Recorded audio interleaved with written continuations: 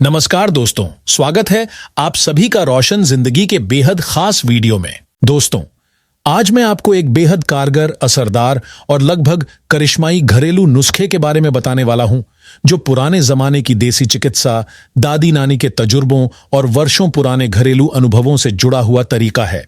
यह देसी उपाय खास तौर पर उन लोगों के लिए बहुत फायदेमंद साबित होता है जिनके शरीर में लगातार हड्डियों का दर्द बना रहता है, जिनकी मांसपेशियां अकड़ जाती हैं, जिनके जोड़ों में जकड़न या भारीपन बना रहता है और जिनके घुटनों या कंधों में जम चुकी पुरानी तकलीफें अब आराम देने का नाम नहीं ले रही हैं।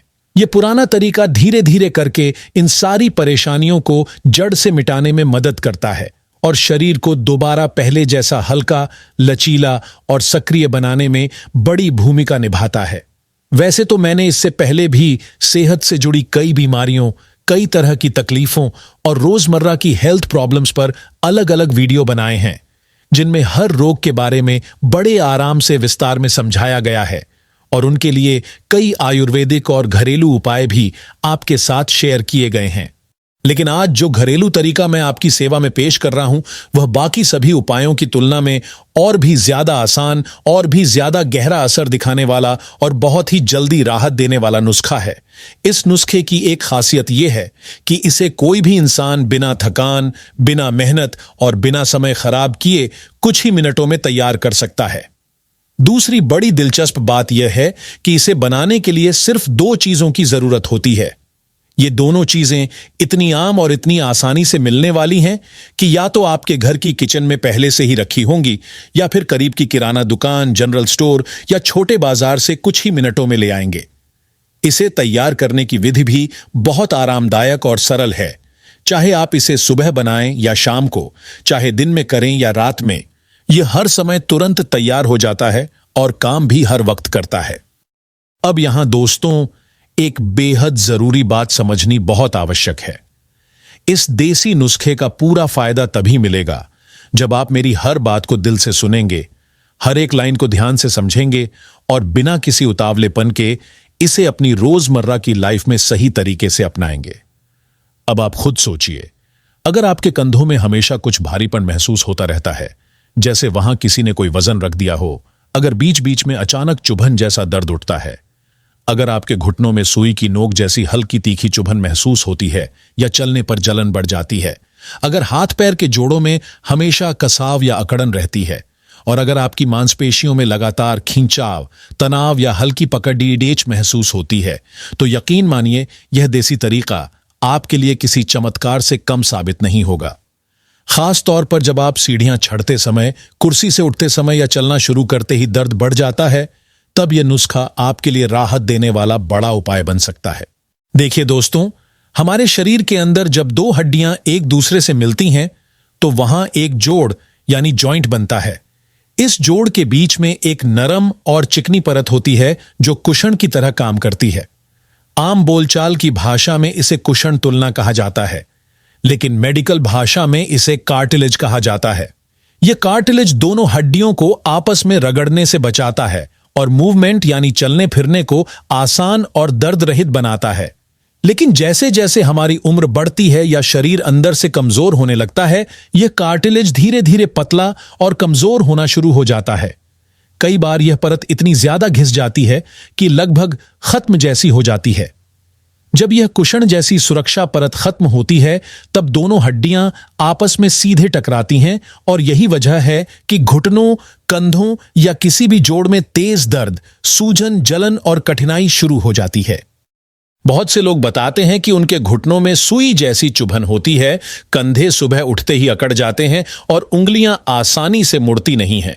आपने भी घर के बड़े बुजुर्गों को कहते सुना होगा कि अब सीढ़ियां चढ़ना मुश्किल हो गया है, उंगलियां पहले जैसी मुट्ठी नहीं बना पाती और सुबह उठकर कदम रखते ही पैरों में तेज दर्द छड़ जाता है।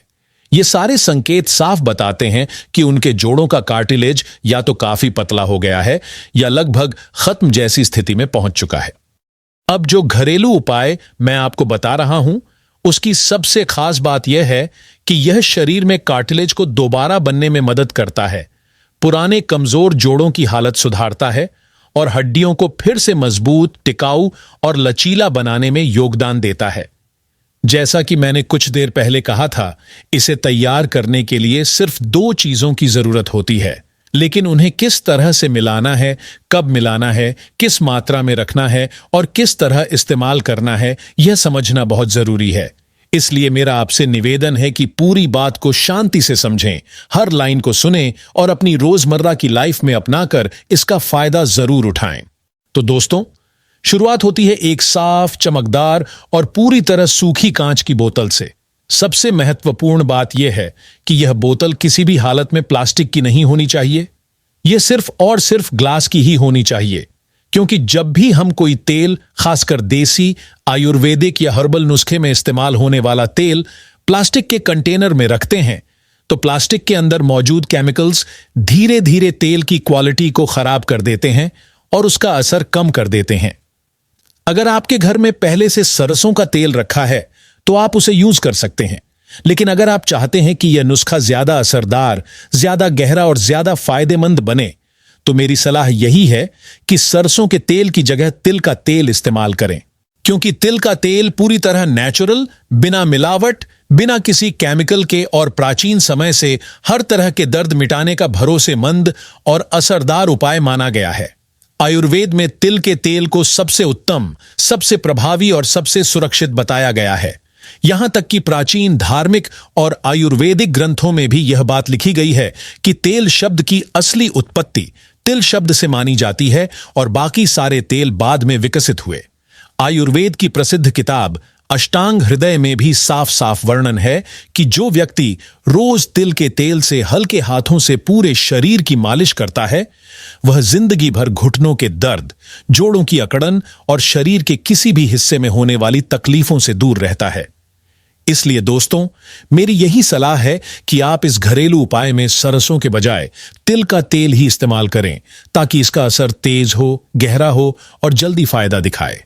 अब दोस्तों, इस पूरे देसी, असरदार और परंपरागत घरेलू इलाज को पूरी तरह तैयार करने के लिए हमें एक और बेहद जरूरी, ताकतवर और जल्दी असर दिखाने वाली चीज की जरूरत पड़ती है, और वह चीज है कपूर। कपूर का नाम लगभग हर घर में जाना पहचाना होता है, क्योंकि इसे आमतौर पर पूजा पाठ, आरती और तरह तरह के धार्मिक कामों में इस्तेमाल किया जाता है। लेकिन दोस्तों, कपूर का इस्तेमाल केवल पूजा तक सीमित नहीं है। आजकल के समय में कपूर का यूज लोग बंद नाक खुलवाने के लिए, सांस लेने में आसानी पैदा करने के लिए और यहां तक कि शरीर के अंदर ऑक्सीजन लेवल बेहतर बनाने के लिए भी करने लगे हैं। कपूर की सबसे बड़ी खूबी यह है कि यह हमारी ब्रीदिंग यानी सांस लेने की क्षमता को तेज कर देता है और हमारे लंग्स यानी फेफड़ों को थोड़ा मजबूत बनाता है, ताकि शरीर में फ्रेशनेस और एनर्जी लगातार बनी रहे। लेकिन इस खास घरेलू उपाय में हम कपूर का इस्तेमाल केवल जोड़ के दर्द, सूजन और जम चुकी अकड़न को दूर करने के लिए करेंगे, ताकि जहां भी शरीर में हड्डियों या मांसपेशियों में तकलीफ हो रही है, वहां तक यह तेजी के साथ आराम पहुंचा सके। अब आपको करना यह है कि कपूर के केवल 2 छोटे छोटे टुकड़े लीजिए। इन टुकड़ों को किसी ओखली मूसल, स्टोन ग्राइंडर या किसी भी मजबूत चीज की मदद से धीरे धीरे कुचलकर इतना बारीक कूट लीजिए कि यह बिल्कुल महीन पाउडर यानी बहुत ही पतला चूर्ण बन जाए। इस बात का ध्यान रखें कि कोई भी बड़ा या मोटा टुकड़ा बिल्कुल भी बचा हुआ नहीं होना चाहिए। जब कपूर का बारीक चूर्ण तैयार हो जाए, तब उसे उसी साफ सुथरी और सूखी कांच की बोतल में डाल दीजिए जिसमें आपने पहले से तिल का तेल भरा हुआ है। इसके बाद बोतल का ढक्कन अच्छी तरह से बंद कर लें और बोतल को दोनों हाथों से पकड़कर कुछ देर हल्के हल्के हिलाइए, ताकि कपूर का यह चूर्ण और तिल का तेल आपस में मिलकर एक समान, स्मूथ और पूरी तरह मिला हुआ मिक्सचर तैयार कर लें। अब दोस्तों, इस तैयार तेल को कम से कम 1 घंटे तक सीधी और तेज धूप में रखना बेहद जरूरी है। अगर मौसम गर्मियों का है तो यह काम बड़ी आसानी से हो जाएगा, क्योंकि उस समय सूर्य की किरणें तेज और काफी असरदार होती हैं। लेकिन अगर मौसम सर्दियों का हो या आसमान पर बादल हो या धूप कम निकल रही हो, तो इस प्रक्रिया में थोड़ी दिक्कत आ सकती है। ऐसे में कोशिश यही करें कि इसे किसी ऐसे दिन धूप में रखें जब सूर्य की रोशनी सीधी बोतल पर पड़ सके। 1 घंटे तक धूप में रखने के बाद यह तेल पूरी तरह तैयार, शक्तिशाली और असर दिखाने के लिए तैयार हो जाता है। अब सबसे महत्वपूर्ण बात यह है कि इस तेल का इस्तेमाल किस समय और किस तरीके से किया जाए ताकि इसका असर सबसे ज्यादा गहरा और लंबे समय तक टिकने वाला बने।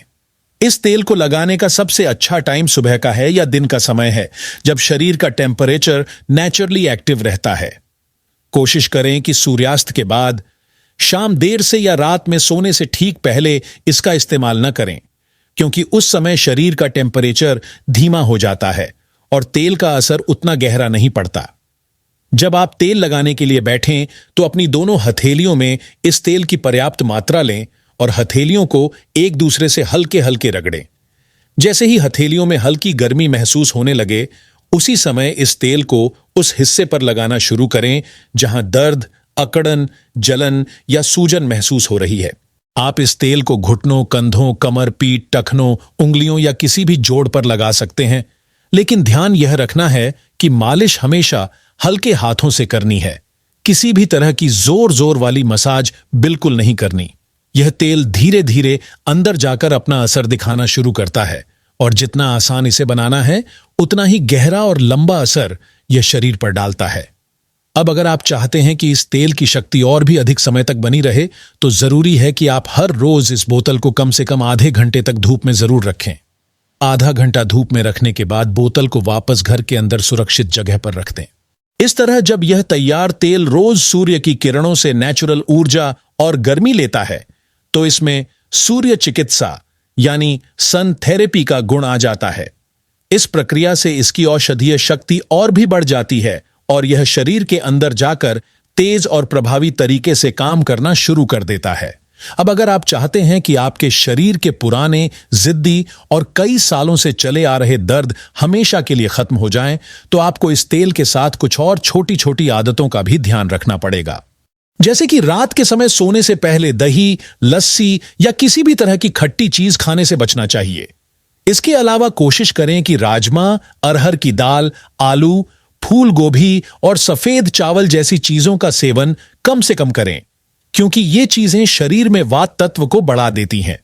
जब शरीर में वात ज्यादा हो जाता है, तो जोड़ों के अंदर मौजूद नेचुरल मॉइस्चर यानी नमी सूखने लगती है और कार्टिलेज, जो दोनों हड्डियों के बीच कुशन की तरह काम करता है, कमजोर होकर धीरे धीरे खत्म होने लगता है।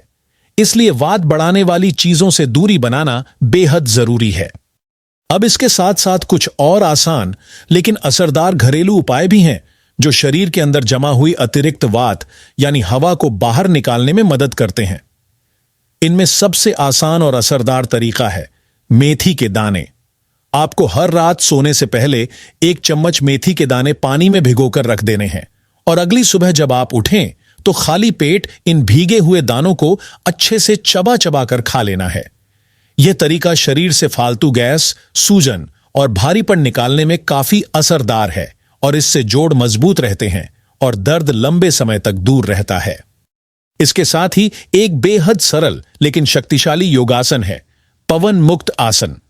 अगर आप इस आसन को रोज 1 या 2 बार आराम से करते हैं, तो शरीर में जमा अतिरिक्त हवा बाहर निकल जाती है, पेट हल्का महसूस होता है और जोड़ का दर्द धीरे धीरे कम होने लगता है।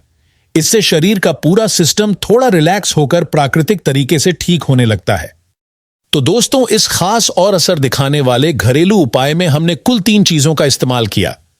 पहली चीज तिल का तेल, दूसरी चीज कपूर और तीसरी चीज मेथी के दाने। अगर आप इन तीनों चीजों को ठीक उसी तरीके से अपनाते हैं जैसा यहां बताया गया है और रोज नियम से इसका पालन करते हैं, तो आप अपने शरीर के लंबे समय से चले आ रहे पुराने दर्द, अकड़न, जकड़न और सूजन जैसी परेशानियों से छुटकारा पा सकते हैं और एक हेल्दी, एनर्जेटिक और बिना दर्द वाली जिंदगी जी सकते हैं। अगर आपको यह वीडियो उपयोगी लगा हो तो इसे जरूर लाइक करें, अपने दोस्तों और परिवार के साथ शेयर करें और हमारे चैनल को सब्सक्राइब करना ना भूलें, ताकि आपको इसी तरह की और भी हेल्थ से जुड़ी जानकारी मिलती रहे। धन्यवाद।